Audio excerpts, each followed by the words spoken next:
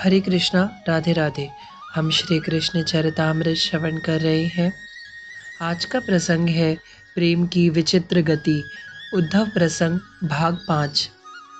तात, मुझे स्मरण आ रहा है, मेरे गुरुदेव बृहस्पति मुझसे कहते थे, उपदेशक श्रोता को तब तक उपदेश नहीं करता जब तक उसका अंतःकरण उपदेश ग्रहण करने योग्य नहीं बन जाता।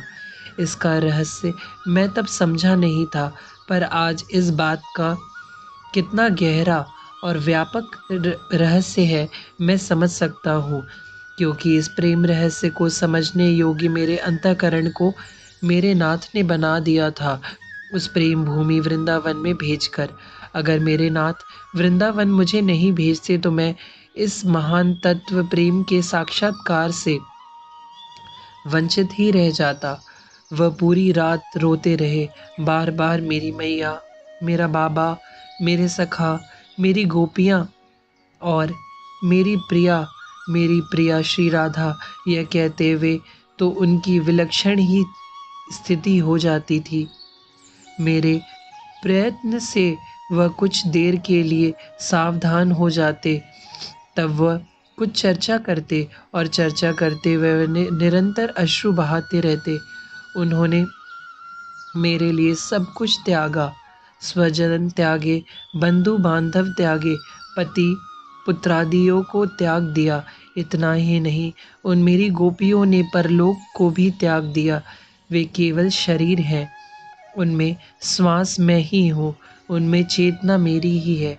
मैं नहीं समझ रहा था उनकी इन बातों का रहस्य। देखो, सुबह होने वाली है, वृंदावन जाओ उद्धव, किसी को मथुरा में पता ना चले कि तुम वृंदावन गए हो।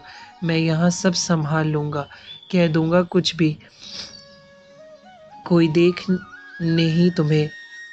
वह मुझे भेजने के लिए बेचैन हो उठे थे, पर मेरे नाथ, मैं कहना चाहा, उद्धव, मेरे रथ में जाओ ना, स्वर्ण के रथ में। यही रथ मुझे लेकर आया था वृंदावन से, अब इसी रथ में तुम जाओ। मैंने सिर झुकाया, चरण वंदन किए। वह नीलमणि मुझे अपलक देखते रहे। उस समय उनके नेत्र सजल थे, पर वह रुके थे, मानो रोक लिया हो उन्हें। मेरे मन में आया, तात विदुर जी, कि मेरा यहाँ ज़्यादा रुकना उचित नहीं है। मैं ज़्यादा रुका तो फिर श्री कृष्ण की दशा बिगड़ सकती है। मैं बाहर निकला, अरुणोदय हो गया था, पर सूर्योदय में अभी शेष था। रुको उद्धव, वह फिर मेरे पीछे दौड़े।